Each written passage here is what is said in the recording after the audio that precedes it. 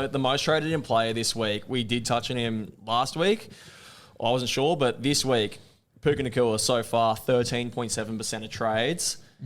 He's been on fire for the Rams, hasn't he, boys? Yeah, mate, he has. And I think the biggest thing that we were talking about was his injury history and whether he could keep it together. And at the moment, Stafford's been throwing where he's not getting the big hits. And I think he's taking care of his body a little bit more as well. He is the number one scoring receiver at the moment.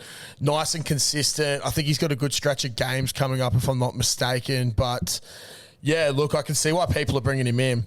He's got the Colts, then San Fran, then Baltimore, then Jacksonville, then New Orleans, then San Fran again, and then Seattle and Tampa. Like, there's a lot of teams at Carolina as well. Like, the only team looking at this that you'd sort of be concerned about is maybe San Fran with their secondary, and possibly Tampa as well. But I think, like, he's poised for a big season. I'm definitely looking at possibly trying to get him into my team at some point. But, yeah.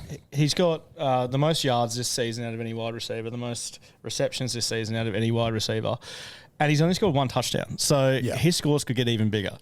That's always been the biggest knock on Puka since entering the league, is his touchdowns. So I think we said at the start of the season as well, or a couple of weeks ago when mentioning him, that if he could just increase that touchdown rate and stay healthy, like, the sky's the limit for the big dog. So without Cooper Cupp there either, he does have Devontae Adams, who's also been eating a bit there, but I think Puka has become that clear-cut number one wide receiver down there for the Rams. And I even saw ESPN the other day on one of their shows was discussing him as possibly the best wide receiver in the league, which is absolutely mental to, he's only a few years in, and I think some of these other fellas have been victims of poor quarterback play, but huge props to him for even being in that conversation. I think the biggest thing with Puka, and like, you're going to get this with the Rams as well, like to a lesser extent, you're getting this with Devontae Adams as well.